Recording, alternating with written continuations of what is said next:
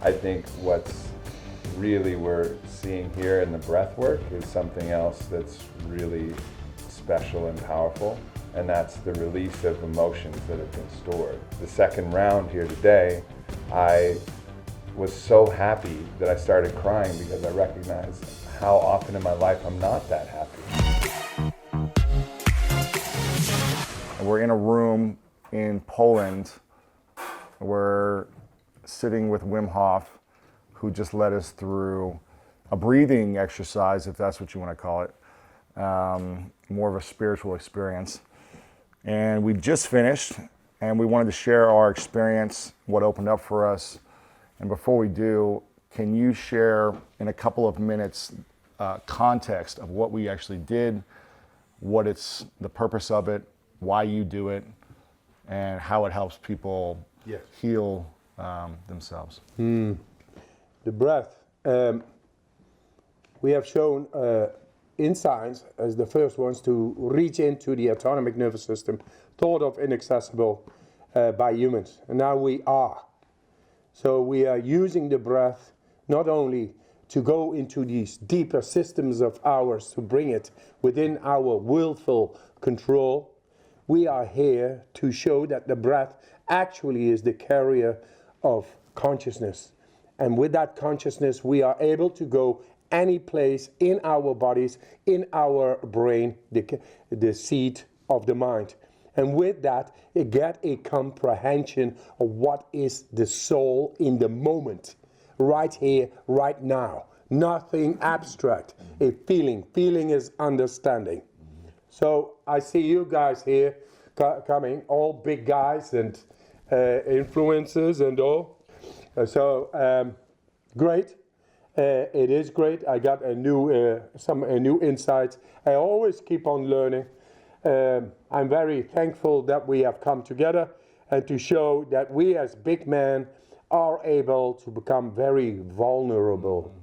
There is the strength to not be in need, to stay in control, to go past the control into vulnerability, because you want to venture into something else than is given us by our schools, our teachers, our doctors, and so forth.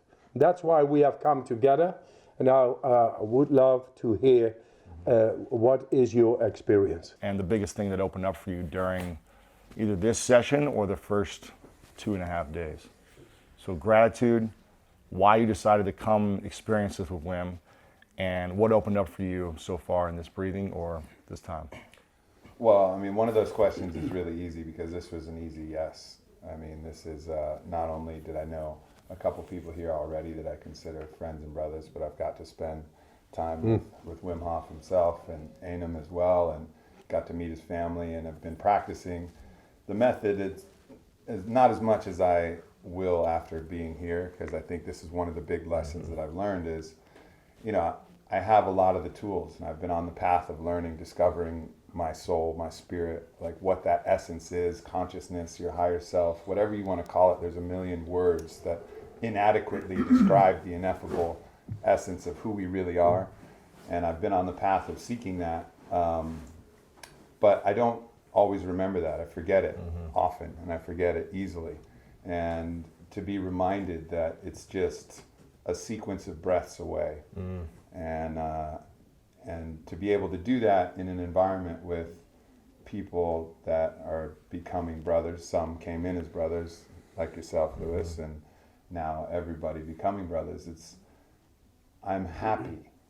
I'm happy. And I don't know if I'm always happy, to be honest, you know? And like this now is showing me that happiness is not something that's ephemeral. It's not something that it just, you know, comes to you, or it doesn't come to you based on some external thing. Like, you can create it, and you created the container by bringing all these people together, and then we're creating the internal state with our own breath, and it just gives control back to something that I think society and the world has told us is out of our control. And so we get our control back by using the method, and it's just the best, you know. And then you look at the priorities of your life, and you're like, like, what am I doing everything I'm doing for, when everything I'm doing is not yielding this kind of happiness that I've had here, you know, with this group of In a men couple of in this days. method Yeah. in a couple days. And it's just a great reminder about like what's really important and which way to steer life from here forward. So I'm just incredibly grateful for life and grateful for our bodies and grateful for teachers like Wim that can help us get back and remind ourselves who we really are and how to get back in touch with the animal and the spirit that's inside all of us. Yeah. So, Nice. Cool. Nice. Steve.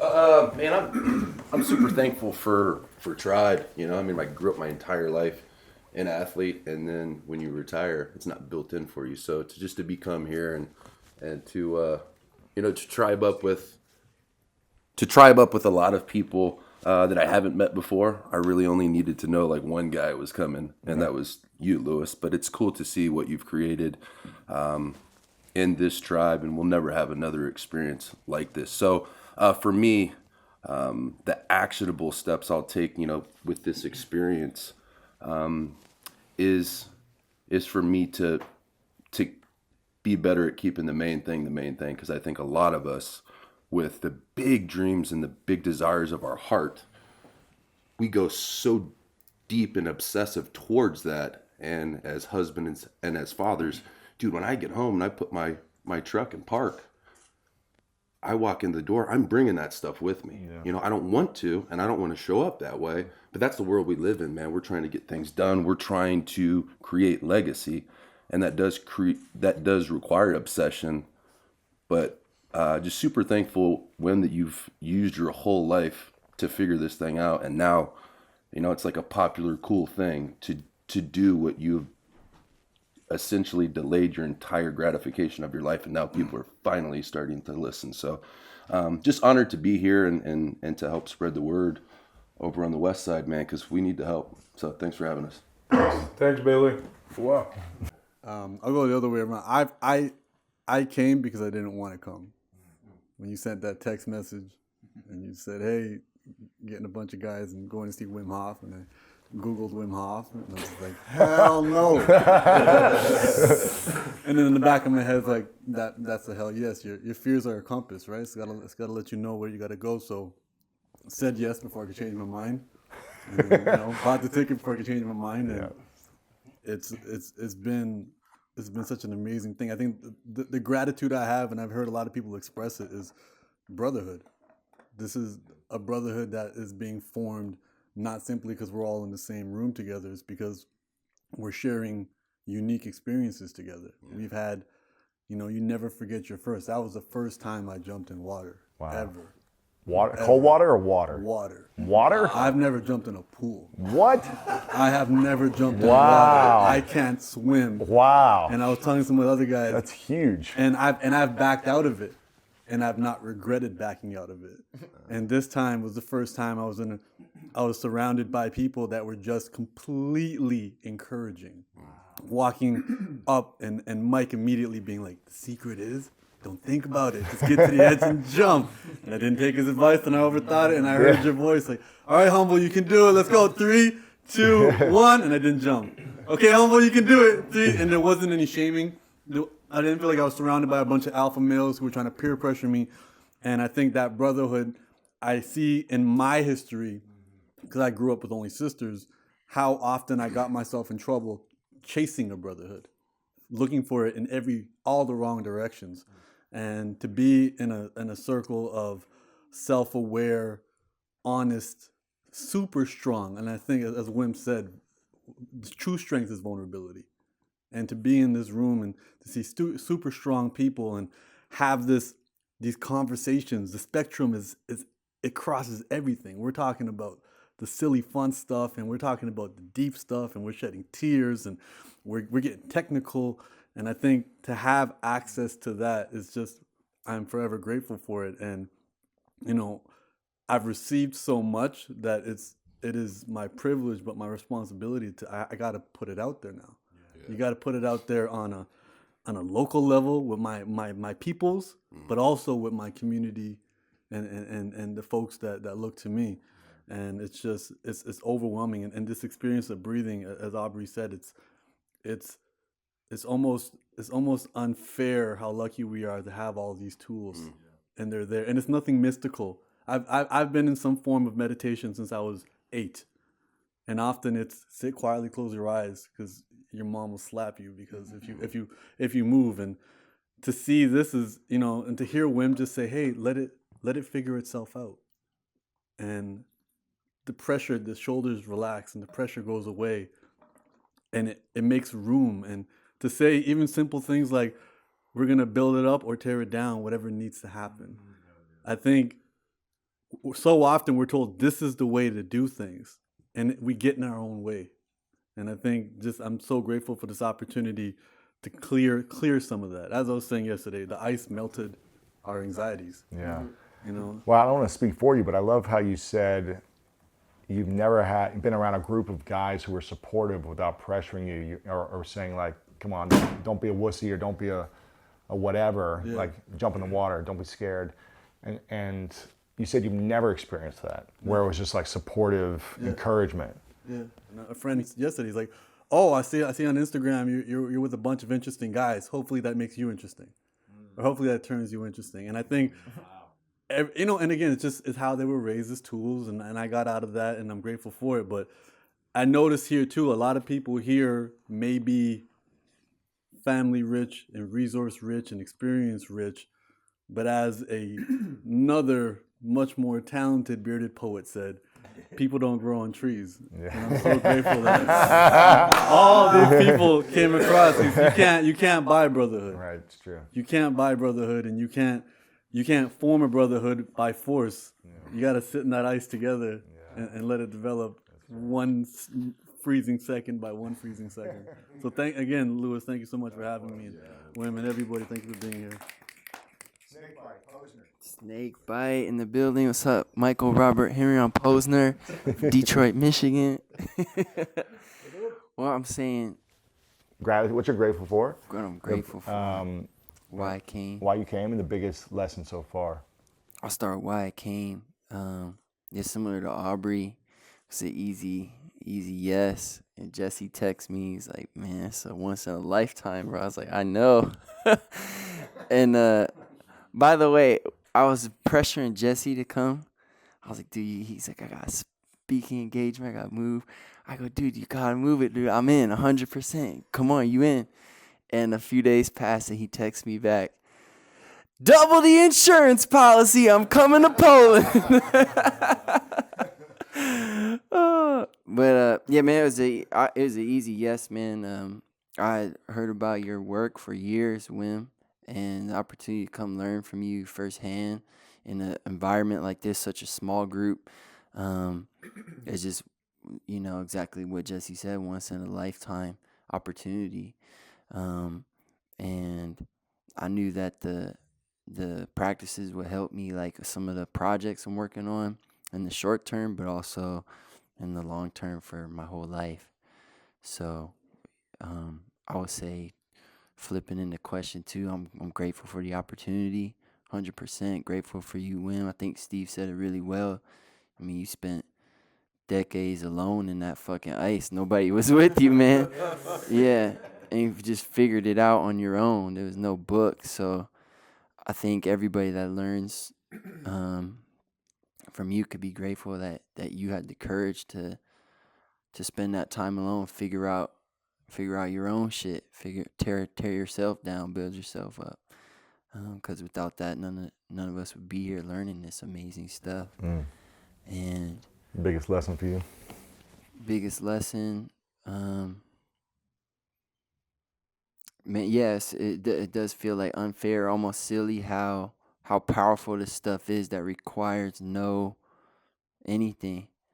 Everybody that's alive has their breath pretty much, unless they're on like a life support.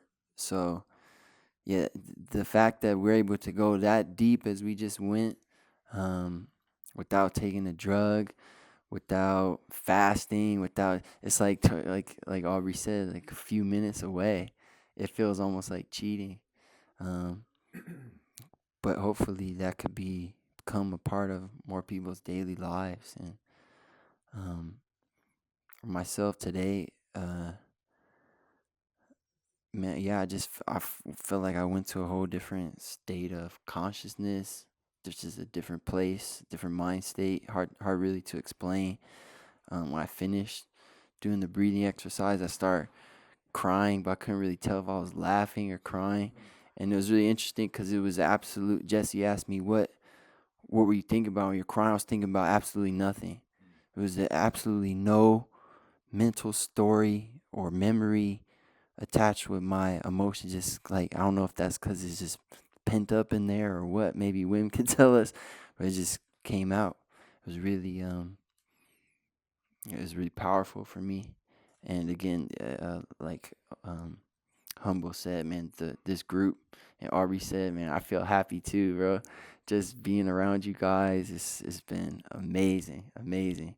So, yeah, thank you, Lewis. Thank you, Wim. Thank you, all you guys showed up. Appreciate you. Thank you, guys. I don't know. For me personally, I don't want to be the 80% version of myself. When I look back, when I'm 85 years old, and when this thing is all over, I don't want to be like, yes, man, I was 80% of what I could have been. And when you have the opportunity to learn from the best in the world at what he does, there's 7 billion people on the planet, and one guy stands out, you have to grab that opportunity. And for me, I'm super aligned with the way Wim thinks as it relates to nature. When I was a kid and I went outside, my mother was like, bundle up, put a scarf on, put a jacket on. My teachers were like, don't go in the water, it's too cold. Don't go outside, you're gonna get sick. And here's a guy, through science, innovation, mindset, has proven the opposite. And in a world where everyone's getting sick, following directions of the scientists and the leaders and the pharmaceutical people, whatever, out comes one man who says, there's a different way.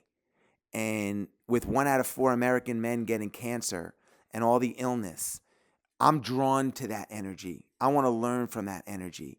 So that's why I'm here. And I'm a big believer, in the more you experience, the more you have to offer. The more compassion you have, the more empathy you have, the more you can share. And I recently sat with a financial advisor, and he asked me, if you could leave your kids a boatload of money or a boatload of experiences, what would you want to give them? Of course you want to give them experiences. Man, what in the world is a better experience than coming to Poland with 13 self-starters and 13 guys that are eager to learn? And as you get older, I'm the oldest here, other than Wim, as you get older, it's hard to create newness in your life, man. Like, how do you get newness? You have to work towards newness. And this was something that was new, extraordinary, and to get an opportunity to learn from a guy who's, on some ways a hero and someone that's taking on the establishment, and for me, that translates beyond cold water. It translates to business, how I raise my kids, what kind of friend I am, what kind of husband I am. And what this man has really done, and I've learned in a short amount of time, it's not about cold water, man. It's about your mind and how can you take that out of the cold water and apply it to your daily life. So the lessons that I've learned are, and I'm on a quest for more. I'm an ultra runner. I'm a dad. I'm on a quest for more. My biggest fear is I don't live up to my potential. And what he has taught me is that the potential is bigger than we all thought if we tap into what we can control. And for that gift, I thank you, Wim and Lewis, and everybody else. And the last thing I just want to say is, this is 5 days in one. Every one day is like 5 days. If I stayed here for 40 years, I lived to be, 200 years old. So I might move to Poland and be the oldest man in history to live. But thank you for hosting us. How does this compare to, you? For those who don't know, you've done tons of endurance races. You've got your own mountain adventure race. You've done Last Man Standing. You've done so many different challenges, extreme physical and mental challenges. How does these first couple of days compare to all the different challenges you've done? They're all unique in their own way. What's special about this is what Wim brings to it. And there's so much conviction. And conviction can take you a really long way. I built my career on conviction. And he just reemphasizes that. And what's different about this is the 13 guys in this room. Yeah, it wouldn't be as special if it was just 1 or 2. No, and the challenge with this for all of us is when we go home, and Audrey's got you guys got big followings in this room. Matt, you, Lewis, everybody is trying to. How do you even convey the experience? And you can't. But what's amazing about experiences is 40 years from now, if I see Steve or I see Humble, Mike, whatever, I'm rooting for all you guys. I'm sure you guys are rooting for me. I hope. It's unbreakable, man. It's unbreakable. So I'm just excited to state, Ansel, you too, and you came outside. You'll get your chance. I don't want to hog the mic here. It's unbreakable, and you don't get that in a fucking textbook, man. You don't get that watching the Kardashians. You get that by going out in nature, suffering, experiencing, etc. The last thing I'm going to say is the best part of this is the fear of we talked about the cold water, and I was scared to all this stuff. It's the build up and then getting over the hurdle, and it's no different than starting a business or whatever. It's the fear, getting over it, and setting your standards really high. Wim has set his standards higher than high. He hasn't even. There is no standard. It's just if you told me Wim Hof landed on the moon with his own arms because he flapped his arms really fast, I'd be like, I believe that. And that's the standard we should all strive for. It's like, how far can we push the limits before we're in, before it's over? Because nobody here signed up for 80% of themselves. I'm grateful for the opportunity and the health to be able to come and be with you guys and the experiences with you guys. And I'm also grateful for the fact that all you guys, as we are men in alpha, we taught to be tough, that you guys have been vulnerable enough to open yourself up to be, not so alpha and just let your emotions go. And why I came is several reasons, but all play into one. Since I was a kid, I've always felt like, I can't explain my journey. I just always feel like, it's just guided by a higher being. For example, when I was a kid, I told my mom I was going to play in the NFL at 8 years old, and she said, that only 1 in a million kids play in the NFL. And I'm like, well, I'm going to be that one. Wow. At 7 years old, it's just it's something that guides you. And going into, when I was younger in my teenage years, I always knew that I wanted to have twin boys. I want to have twins. I want to have twins. And ironically enough, I have twin boys. And it's just it's crazy. It's insane. And also in the place they play into the reason why I came here is because, as a kid, I was teased and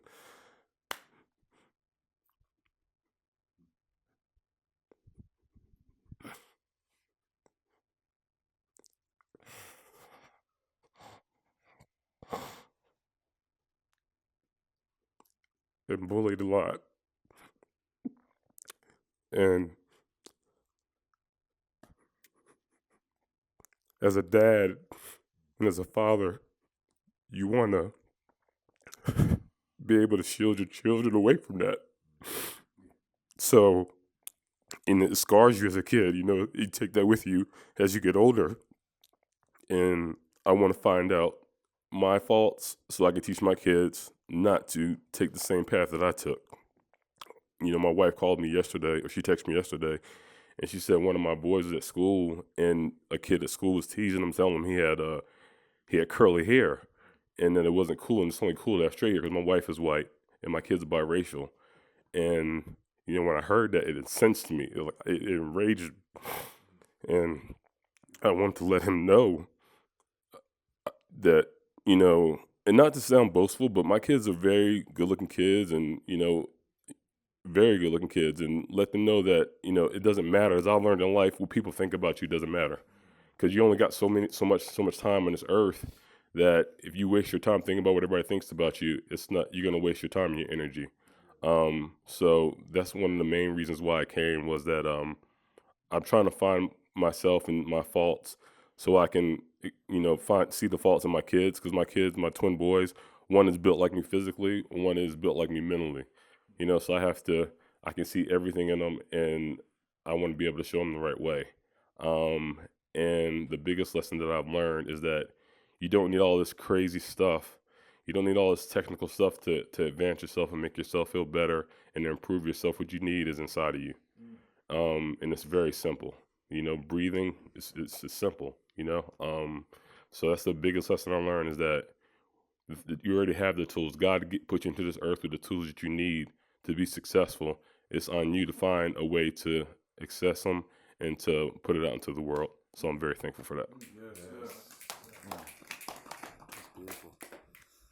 My name's Matt, aka Caesar, as Lewis calls me. I'm grateful for the opportunity, as simple as that, to be surrounded by a group of guys who are passionate, wise, loving, vulnerable. I run Lewis's business, School of Greatness podcast, and I just appreciate, you know, every single one of you just embracing me and just allowing me to be me on this trip. And it's been a powerful experience for me. Why I'm here? Duty, requirement.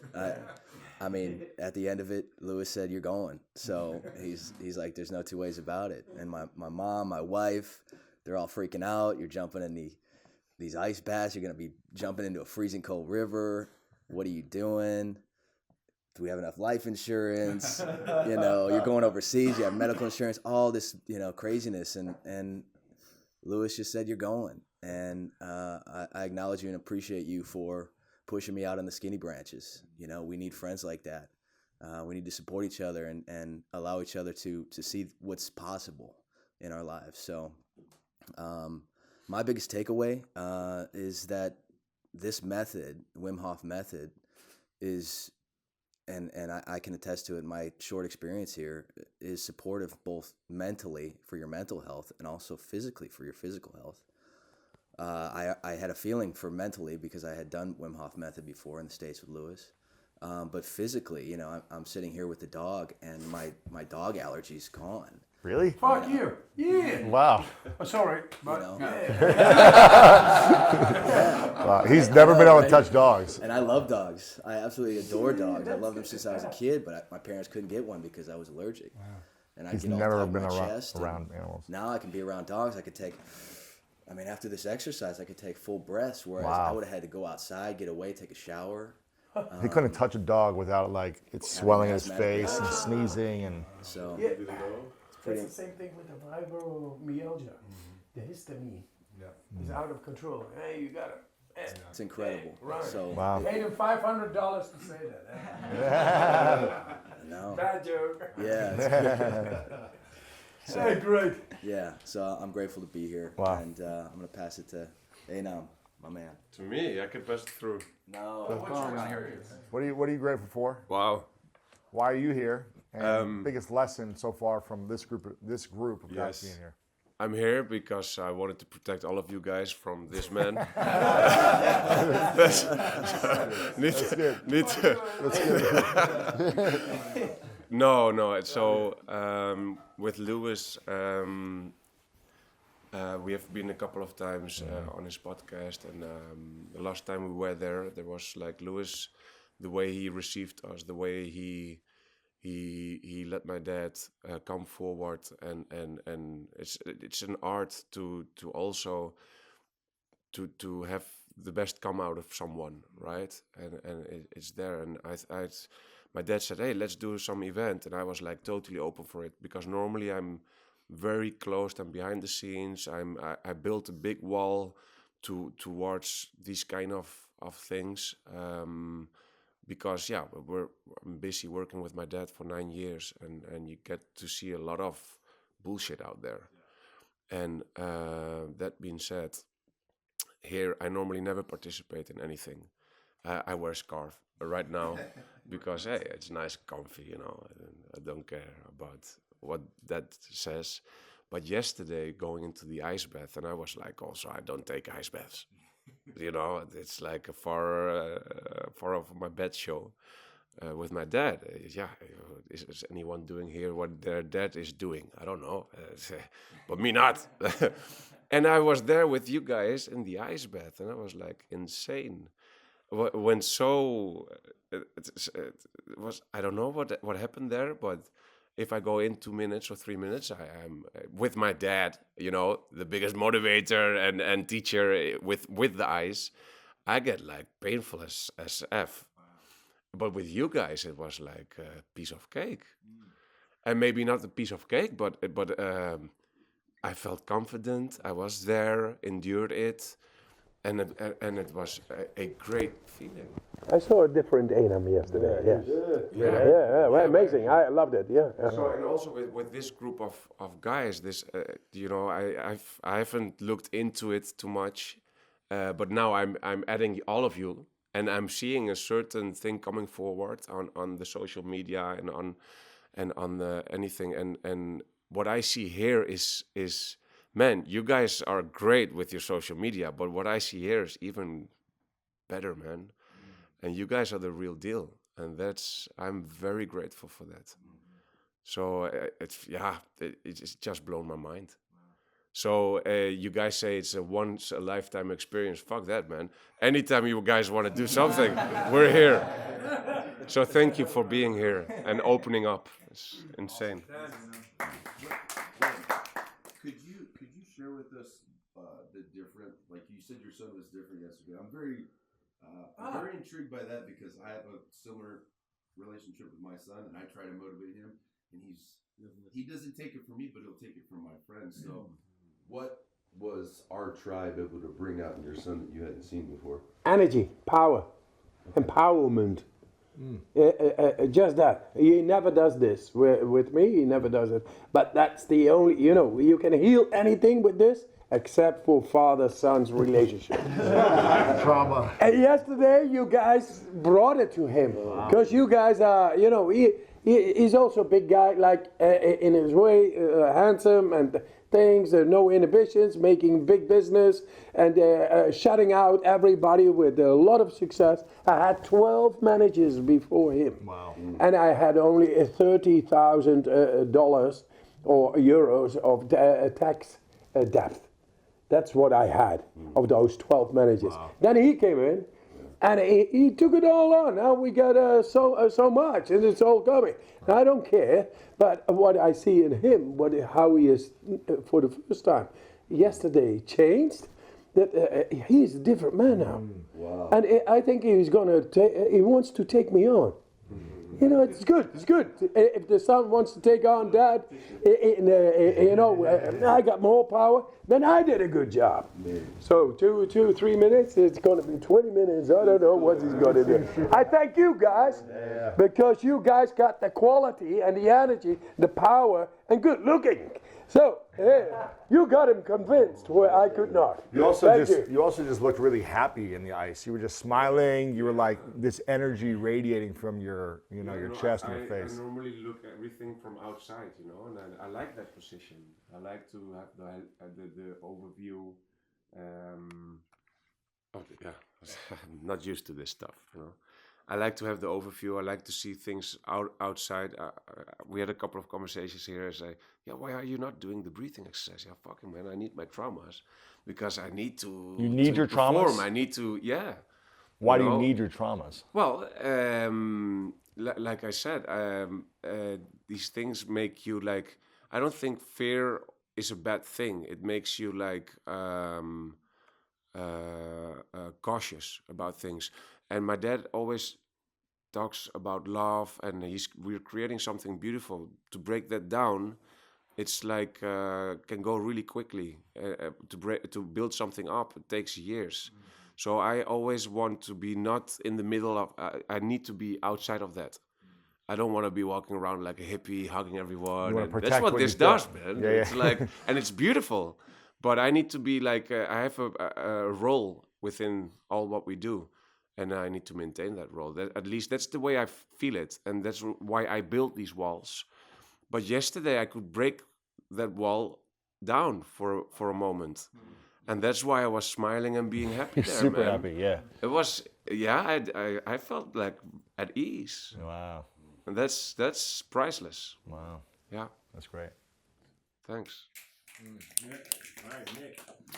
Yeah, I'm Nick. I'm here for you guys.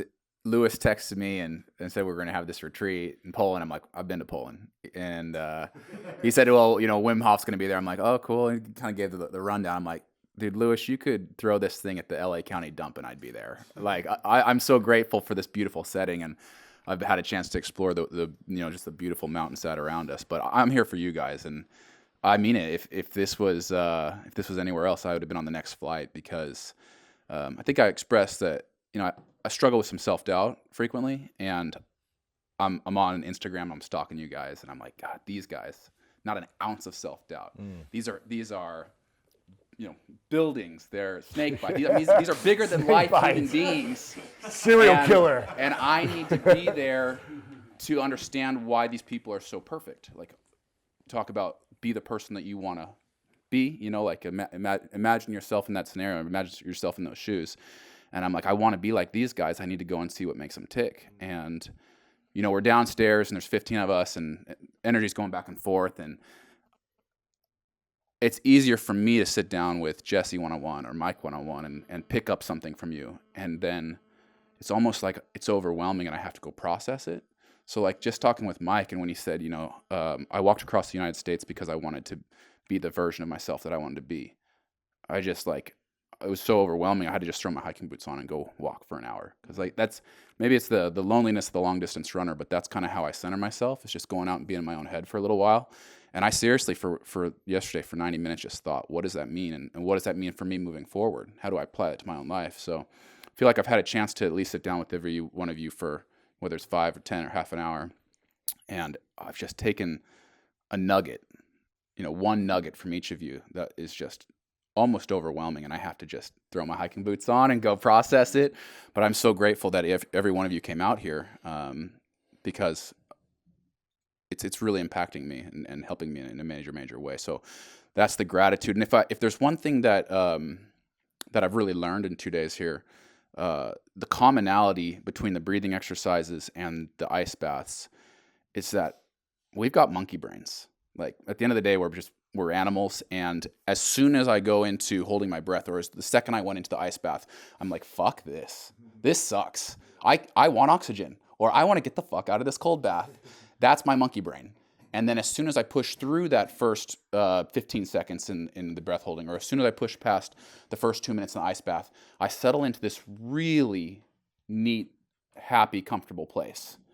And it gets bad again, at 3 minutes or at 7 minutes in the bathtub, it gets bad again. But it's maybe a lesson to not always avoid painfulness, not always avoid discomfort, that there's a real happy place that can be found if you embrace it initially. So I'm trying to apply that lesson in more areas of my life. Love that. I love that Nick was looking at all of us thinking that we're hot shit when he's a 2-time Olympian, U.S. national champion. So. I was like, why the fuck is Lewis inviting me to this? Did you run out of people to call or something? So No, I love your energy, man. Well, thanks, I appreciate it. You're an inspiration to me. So Appreciate that. And before you go, what was the exact line that you said about why you crossed America? We'll pass the mic back to Mike. I think it was a great line, and we all really resonated with that. So the reason you walked across America. Yeah, I had to actually do my walk to get to this answer. When people asked me before I did it, I didn't really know what to say. I just knew I needed to do it. But there's a lot of time to think out there. But when people ask, why did I walk across America, I'll say, I walked across America to become somebody I'm actually proud of. The person that I want to be, he did that walk. So I'm going to go try to become him. And it's really the same idea as what Jesse was saying earlier, just different words. It's like if somebody asks me who my hero is or who inspires me, I love all you guys, but I don't want to fucking say all you guys. So I don't want to have to say Jesse. I don't want to have to say Wim. I don't want to have to say Aubrey. I want to be able to say fucking me. I inspire me. So I try to organize my life to where that dream, that superhero version of me becomes real me. It's a never-ending mission. That's great. Love that. It's kind of like Snoop Dogg. I got tired of watching podcasts and docs of inspiring people and not being one of them. I was like, fuck that, man. Yeah, that's great. But you are. Yeah, I'm trying to. Thank you, bro. Thank you, bro. I love that Snoop Dogg speech where he was like, I want to thank me Yeah. for all the hard work I put in, for all the late nights That's right. I put in, for the effort. I want to thank me. Hey guys, I want to definitely thank everyone in this room for like bringing me in and tell you how grateful I am to be here. It almost feels like an understatement when I say that because I honestly feel like the most fortunate person in this room right now. The talent and inspiration here is like it's moving. And thank you, Enam, for probably letting me slip through the cracks on this email and get in here. I don't know how else I would have made it in here. So like being in a room full of guys who like, just want to see you get better is like worth all the money in the world. So I appreciate all of that. I definitely came here like looking for performance and along those lines, I'm really interested in it and really interested in all the things Wim's done. I think what I got out of it was just how much like baggage I've put up over the years and levels of like stubbornness that I've just layered on. And so after today's session, I feel like I was able to peer into somewhere where I haven't been in a long time. So. Yeah, thank you, Wim. Yes, sir. Thank you. My name is Taylor. Lewis brought me along to help document this experience and help tell the story for you guys. It's been incredible to watch all of you high performers, thought leaders, just incredible human beings go through this experience and rally for each other. Seeing you all chant in the ice bath yesterday and Mike singing some crazy notes and everybody smiling and having a good time and pushing through that pain together and developing that brotherhood in such a natural and powerful way. It's been incredible to watch, and I feel so grateful that I'm here to help tell that story and share. I think my biggest takeaway is that this stuff is powerful, and we're so privileged, and we've been given the responsibility to share this, and it needs to be out in the world. And so I'm excited to see moving forward, watching all of you guys support this mission, support this work, and really grateful that we have this experience together to share it with the world.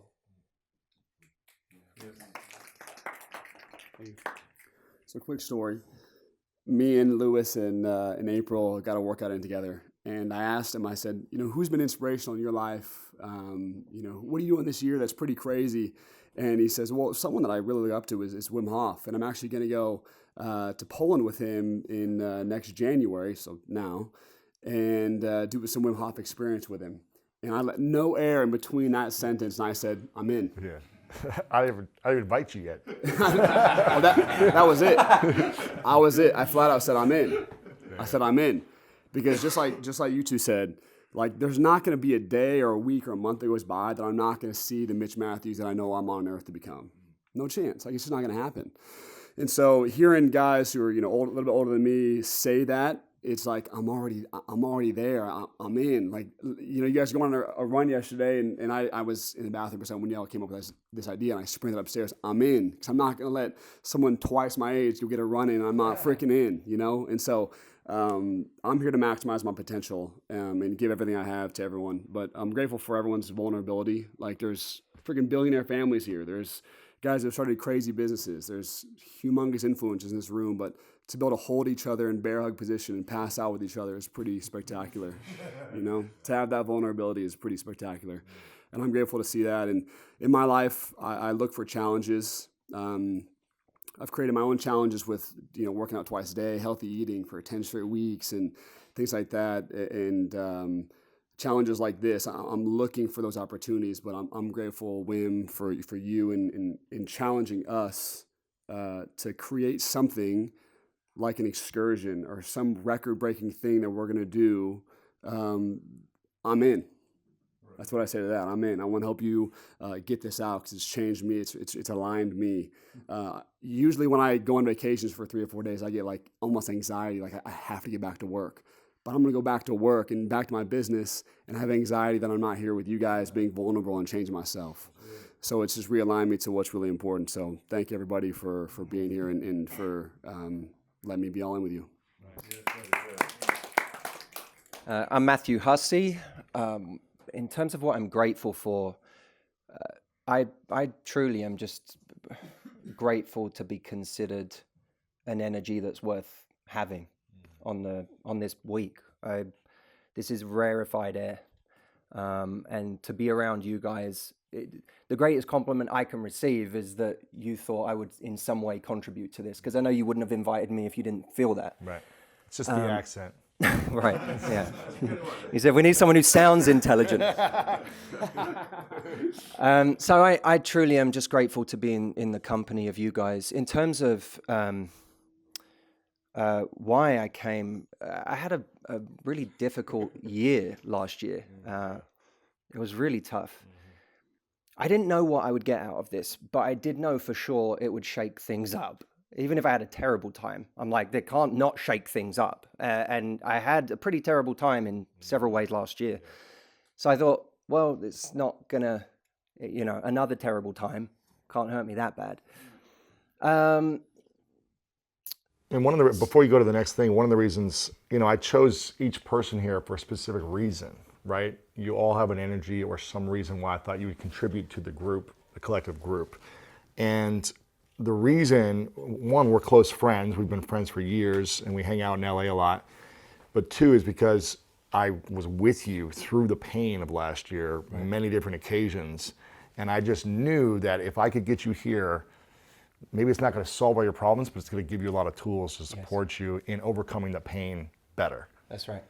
Even if it's for a week or two of relief, I knew it would give you something to clear the energy, clear the mind, and move into a better year and a better decade without the baggage of the past. And so that's why Matt was in and then he was out. And then I was like, dude, I want you here because I know this will help you. Yeah. Yeah, and the reason that I was in and then I was out was because, I literally, Lewis texted me and said, hey, I've got this thing. I was in like a happy holiday mindset at the time. I'm like, yeah, let's do it. And then I actually watched some stuff. Click the link. I said in the link. It's not an exaggeration to say I did not sleep that night. I just thought, what on earth have I done? Why'd and I now I got to commit to embarrass myself by going back to Lewis and backing out. And now how am I going to remove myself from this thing? But you know what? One of the big reasons I came, and maybe the biggest reason I came, was when you said this to me, and I had such a visceral, really like deep, deep fear. I didn't just think this would be uncomfortable. It terrified me. And that was enough to keep me up at night. And I thought, how often in my life do I actually, genuinely, I'm always telling people, my audience, I'm always doing programs, getting people to go and do things that scare the shit out of them. How often in my life do I actually do something that scares the fucking shit out of me? Really? Like, I mean in my whole life, because the easy answer is, I used to do things that scared me, and then I built this successful business and this audience, and, I did all these uncomfortable things to get there, and now that I'm here, I've not taken a risk in a while. That's the easy answer, but the truth is, even the things I did to build my business weren't terrifying to me because I was good at them. Right. Like, starting business, going out and persuading people, going and giving speeches, those were things I knew I could be good at. Even when I wasn't good at them, I had some belief that if I do this, I kind of think I have an ability here. So even those weren't truly scary. This was something I hate the cold. And I grew up, like, we would go on skiing trips where out of my family, my fingers, you nicknamed me Extremities this week. my fingers were the first thing to send us back home because they were just numb and white. And so I thought, this is not something I can go and be like, I'm going to be one of the best in the group.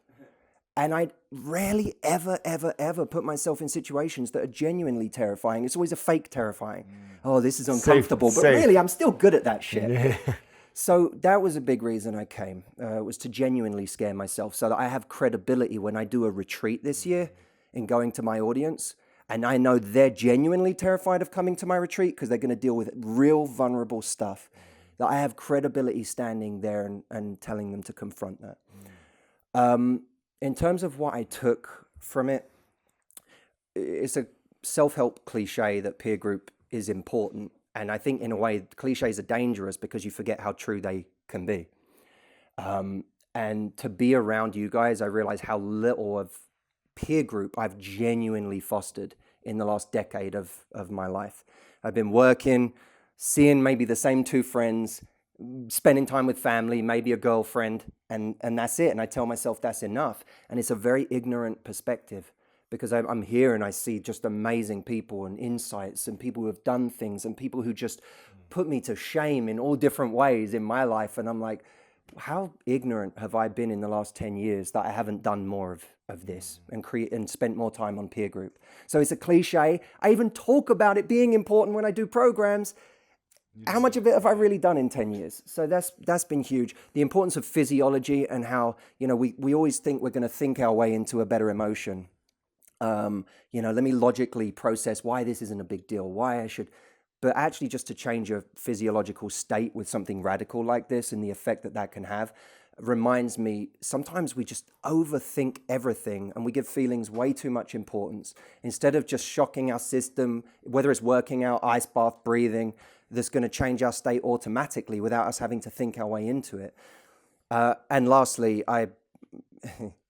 speaking of hypocrisy in my own work and things I need to do a better job of living up to, there's a story that I tell on my retreat every time that this program, this experience has made unbelievably, viscerally real to me. There's a moment in the movie Lawrence of Arabia where Lawrence is lighting matches and letting the flame burn all the way down to his fingertips. And when it gets to his fingertips, it goes out. And one of the other officers looks at him and he's like, how does he do it? How does he do it? How's he doing that? So when Lawrence isn't looking, he grabs the matches and he lights one up. And he lets it burn all the way down to his fingertips. When it gets to his fingertips, he goes, and it burns him. And now he's angry. So he looks at Lawrence, angry now, and he says, go on then, what's the trick? And Lawrence says to him, the trick is not minding that it hurts. And that to me this week could not have been more of a representation of, is that we spend so much of our lives trying to avoid pain, but the trick isn't avoiding hurt, it's not minding that it hurts. So thank you for making that not just a story to me, but something very, very real. Yes, sir. Yes, sir. Nice. You're up. Well, I'm definitely grateful to be part of this. I must say I'm still a little bit starstruck being surrounded by these people. This here, speaking... But you are a star of yourself. What is your name? Peter. Hey, Peter the star. Yeah, the camera guy. Talking to a lot of people is my ice bath. Like I don't really feel comfortable doing that stuff. That's why I chose for a life behind the lens. But we all got to learn and do things that are scary, and this is one of the things. And I'm grateful for spending these days with you, and that we're gonna climb a mountain tomorrow. It's gonna be awesome. And big lesson so far for you? From the last few days. From either what you've witnessed watching behind the camera, but also you've experienced and participated as well. So both sides for you, maybe. Well, it's not something from the last few days, but just opening up, being vulnerable has been a thing from the last few years. Like I've definitely learned that from working for the company with Wim, and yeah, it's, vulnerability is key. Yeah. Thanks. I actually just met Lewis like a week before this trip, so this is definitely like new for me, but I'm super thankful that I got to meet all you guys. And I think for me, like in high school, I heard this quote that was like, leave the world a better place than you entered it. And for some reason, I've like always remembered that. And that's kind of been my goal in life. So I think being 21 years old, like I don't really like a lot of kids my age. I think a lot of them are lazy and entitled. So like if I can be that example that proves that wrong and shows them, you know, like just how powerful being vulnerable is and how, you know, where hard work can get you. I would love to leave the world a better place than I entered it. And I would love to be an example for my generation in spreading, you know, just more love and peace. And I don't know, that's kind of just my mission. And I do that through telling stories through video. I like to capture stories and document experiences like this. And I get to learn a lot by being behind the camera and editing and watching these clips through 100 times. So yeah, and I think my biggest takeaway as of now is to be more vulnerable, the power of community, and to rest a little more. I overwork myself a lot, so this has given me a lot of anxiety the first few days, like not working at all. But when I get back, I can't wait to like make this a monthly thing where I go with friends and you know, rest and talk and be open. So yeah, thank you guys, and I feel very grateful to be in the presence of all you. So awesome. Yeah. Awesome. I found brothers. They are not looking up to me. Are you still looking up a little to me? Yeah? No shit. I mean, I'm a simple guy. I'm humble. I want to change the world, and now I'm going to change the world together with all of you. It's like almost boring because I do it as a mantra. I'm a man on a mission every day. And when I have the ability to reunite with bigger forces, bigger powers, then I'm the first one to take it on and tell the story again. If I go into an Uber, I'm into the stories. I'm into the mission. And when he drops us off, it's always embracing, always hugging, because we end up in love and changing the world. And until it's not done, things like this need to happen. And being vulnerable, I'm fucking vulnerable. I'm getting older and I'm still doing this shit. Yeah, man, I'm still doing this shit. But now, hey, seeing you here empowers me. I thank you, not only from the heart, but yeah, let's make a lot more happening from here. And it's happening already. So actually, sometimes I do not need the need of words to tell that I love this. I love this. And the world needs change, and we are able to give it. So thank you. Thank you very much for kicking my ass, too. Because that's what you do, too. I'm always on top of it all. And now oh, shit, man. Hey, the building mountain is there. There's the building. I see everybody, Exactly, man. yeah. It's beautiful. Thanks, brothers. I think I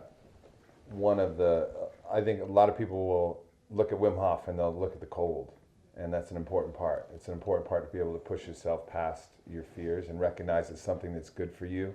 You may be afraid of, but if you push past that thing, it's going to be good for you and beneficial. And a lot of focus gets put on that, but I think what's really we're seeing here in the breath work is something else that's really special and powerful, and that's the release of emotions that have been stored and things that have come up. You know, like I do breath work a lot. The second round here today, I was so happy that I started crying because I recognized how often in my life I'm not that happy.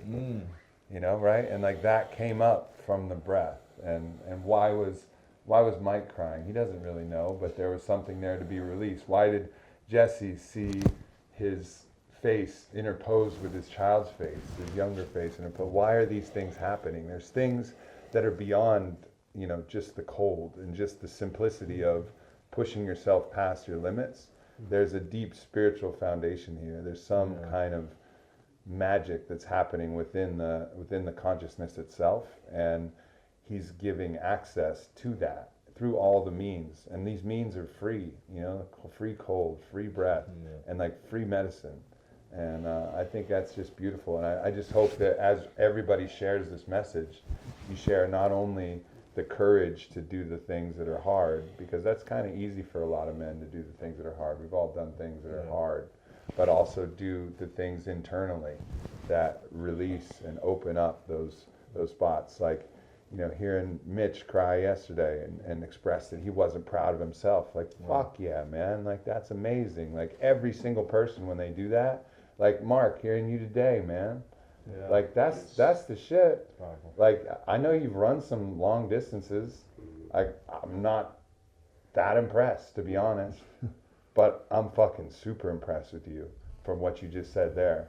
Like, I admire you for that. Yeah. Like, I absolutely admire you for that. And the other stuff's rad too. Don't get me wrong. Like, that's dope. But that's like the special thing. And I think, so it's just not looking at that thing that might be the dazzling accomplishment, but knowing, like, internally, the diamonds. Always talking about the diamonds. Where's the diamonds? The diamond's in the fucking heart. It's in the heart. How much can you show of the diamond in your heart?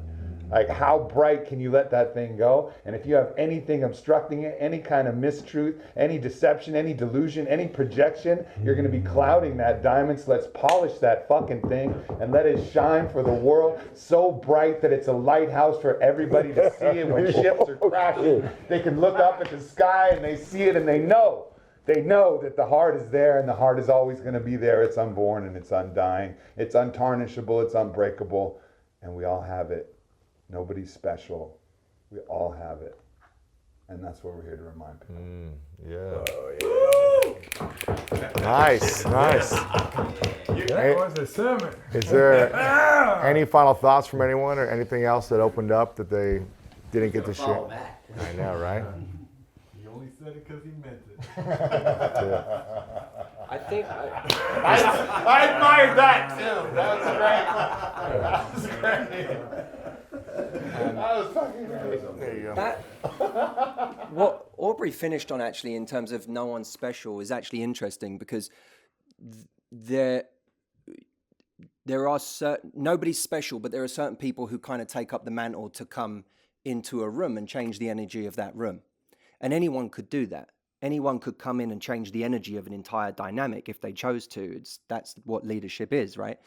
What's really interesting, Wim, about you is there is no matter how afraid everyone is, you walk into a room and everyone sort of feels safer.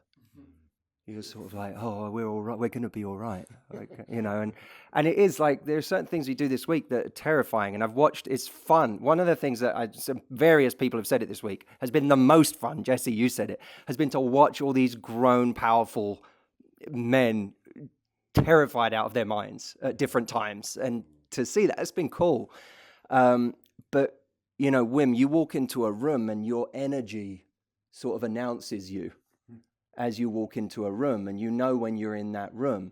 And that, I think, is really powerful. And I think it's something we should all take back to. You know he's in the house. Yeah.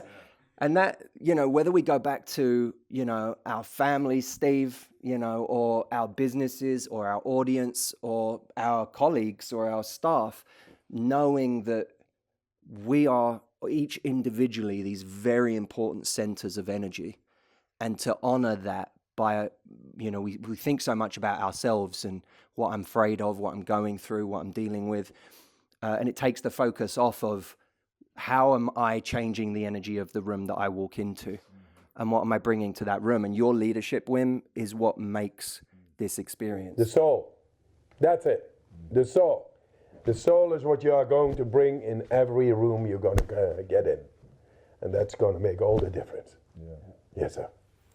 Nice. Anyone else want to share a final thought? Yeah, I can't relate to that, but I can relate to that with the rest. Right. Okay. The love of the family. The love of the family is the last bit. I did the Kilimanjaro, as you know, with 26 people with the cancer, Crohn's disease, all kinds of things. And we did it, not in 3 days, we did it in 2 days. More than successful. We did not hear any physiologists, doctors, could have had the decency at least to ask, how did you do it? How did you do it? Because we are doctors, investigators in life, who want to improve healing and methods and all. No question, no question. So, but we did it. And I went to Serengeti. After the Kilimanjaro, very successfully done. It was already in the pocket, but I wanted to see the biggest elephant in the world, which is 7.8 tons. It's like 16,000 pounds. Is that true? Yeah, something like. No, I mean, huge motherfucker. And he is there. And I'm able to go with the Maasai. The Maasai, they are able to approach the animals, the lions, without fear. They have no religion. They have respect for Mother Nature. And they know how to approach the lion because they have no fear. They are divine. And I go with them. They are my friends. We go together and they let me approach the biggest elephant in the world. And there it is. With this ultrasounds going on there, this presence, it is alive. The being is alive. There you get close. You don't know what's happening. You get these waves over you, the ultrasonic. It gets into your brain waves, your whole body. You feel it everywhere. And I get close to his legs, even bigger than the buildings. Columns, man, columns. All alive. This belly, it's a gut feeling, man, God is over there. And well, slowly but surely I get to the back. And I lift up this tail. And I see a big black hole. It's a vortex. I mean, they can swallow you fully. They can swallow you fully if you approach it too much. I was struck by awe, was completely flabbergasted. Now my yogic control came in, and I just kept the poise and the control within myself. And I went slowly but surely away from that massive big being, the Loxodonta africana. And I came back in Moshi, and I had reception on the telephone. And I said, Einam, we did Kilimanjaro, so successful. In 2 days, not 3 days, all transformed. And I saw him, the biggest one, the biggest elephant in the world. I saw him and he had a huge asshole. But you motherfucker, you are still the biggest motherfucker. Biggest asshole.